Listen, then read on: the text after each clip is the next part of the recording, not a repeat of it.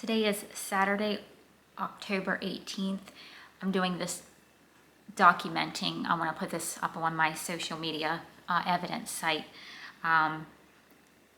So on Tuesday, which was, I believe, October the 14th, I sent an email to, well, on the site it says email Bob, the CEO of Greystar.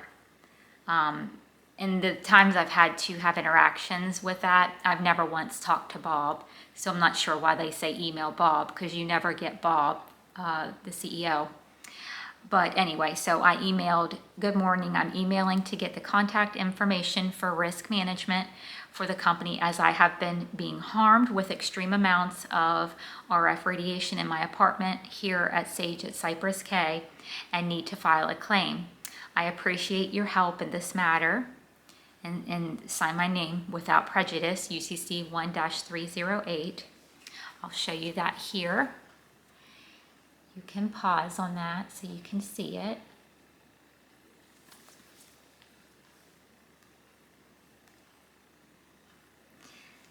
As usual, I received an email back from an associate of Customer Insights. Her name is Ann B.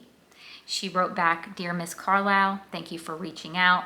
Your request has been shared with Greystar's regional leadership. A member of our team will follow up with you directly to assist with your concerns and provide information regarding the appropriate contact. We appreciate your patience and the opportunity to address this matter. Warm regards, Ann B."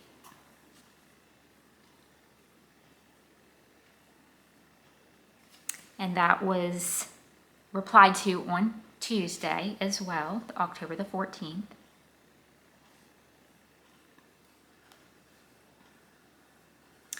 So I hadn't heard anything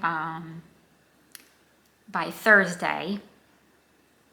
So I just wanted to touch base with her again. I was going to send an affidavit to Bob, the CEO, because he is in the trustee position. As I am the beneficiary, I'm paying securities for this contract made here for this lease of this apartment, which puts Bob in the position of a trustee of the contract of the, and so I am the beneficiary. So I wanted to send Bob an affidavit. So I re-emailed Ann. "Hi Ann, I'm still patiently waiting to be contacted by regional management. In the meantime, could I have the office address for Bob Faith, the CEO, as I'm going to send an affidavit there. I've just opened a case with code enforcement and I'm going to file a police report today as well." And I signed that. Of course, that was on Thursday. That would have been the 16th.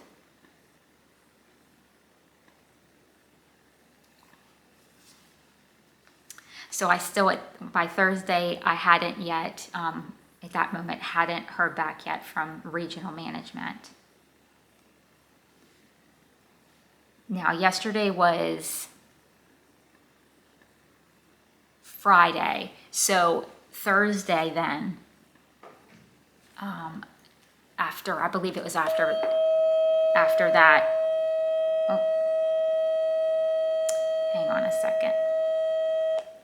That was my chi coil rife frequency. Thursday I was called by a regional manager. It came in as no caller ID, and that was at, let's see here, that was at 11:09 a.m. on October the 16th. And so he must have blocked his number, which is fine. I mean, I don't think that's really, I don't really feel like that's good business. I don't think that's like a good thing to do. If you're a regional manager, why are you blocking your number? Kind of bizarre. Like, don't you just have like an office number? So I talked to, I believe his name was Chris Martin. I looked him up. He does have a profile. I didn't click on it because I don't want to be made out to look like a stalker and everything that I'm going through here. They're coming at me. Whoever is behind this whole operation is coming at me at every angle almost that they possibly can. So one of the angles is as a stalker. And so I didn't want to click on any of the profiles really because I don't want to be made out to be a stalker. But anyway, we had a conversation. He called, he wanted to know what was going on, filled him in on basically, the gist of what was going on. He asked if I had counsel that was representing me, something to that fact. And I said, no, I'll be representing myself. I've been studying law. And he got my email address, but I didn't even think about it. He didn't read it back to me to make sure it was right. He told me he would be emailing me about the conversation, and he would have risk management contact me, or he'd send me the contact information. I've received no email, so maybe he didn't have the right email address. I don't know. But I just wanted to make sure I put this on here. I'm going to make sure all the evidence is cataloged and put as much as possible online. So yesterday I decided to re-email Ann again. She's never responded about the address, the office address to send Bob the affidavit. I feel like I'm being ghosted at this point. So then yesterday I wrote, good morning, the regional manager, Chris Martin, contacted me yesterday and I was to receive an email which never came through.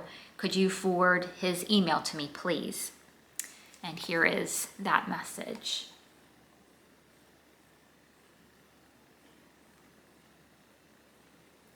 So today is Saturday, October 18th, and I have still not received anything back from Greystar. No address to send Bob, like an affidavit or anything for the company. Looked it up online, even if you ask AI, they're really kind of unsure of where you send it, especially if you need somebody to be able to receive, like if you're sending a certified letter or a registered mail, you need somebody to be there to receive it. And so it's really kind of sketchy on like where the actual address is for sending something. And I had found an address before that I had sent a cease and desist, and evidently whatever address I found like I looked up their board members because I was sending it to the board with evidence. I had a thumb drive with evidence on it, and evidently that address must not have been current, or it didn't exist or something. So wasted the money to send a certified package to the board to let them know what was going on here. So that's why I don't want to waste the money again if I don't have the correct address, and she has yet to get back to me.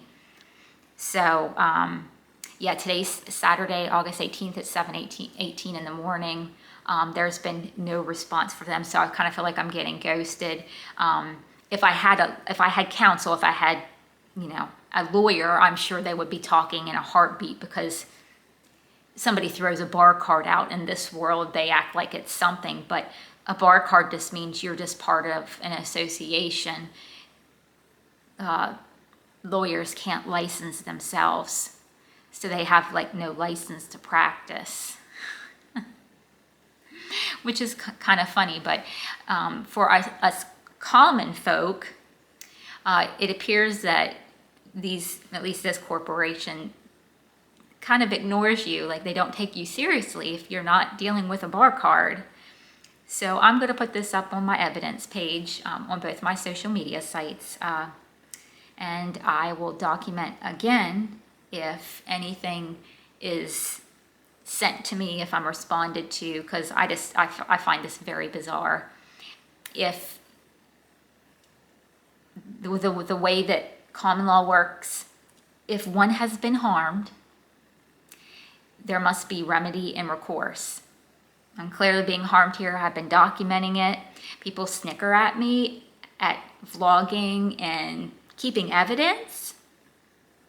Well, how do you prove you're being harmed, that there's a crime happening here, if you don't document? your evidence. They would scoff at you if you just had a frivolous, they call it a frivolous claim. If you just said, I'm being harmed here with RF radiation and I have done nothing, I don't have anything to prove it other than notes of symptoms and that's difficult. They want you to go to a doctor. A doctor is just going to take a list of whatever you say your symptoms are, but a doctor doesn't live in your body for one. So a doctor truly has no idea what you're going through. They're not in your environment. You're experiencing it moment to moment. So what better way? This is like the ultimate way to keep evidence, because I'm able to literally keep my camera rolling, or if I need to turn the camera on to document symptoms or radiation readings, exactly where it's coming from. Have a really good RF radiation meter here. I've gone to great lengths to make sure that my keeping of evidence is legit, so that when if it goes to court, if it has to go to court, this is bona fide evidence, correct? So I will post another video, or I'll somehow add to this one if I'm responded to here, but it appears I'm being ghosted, so we'll see what happens.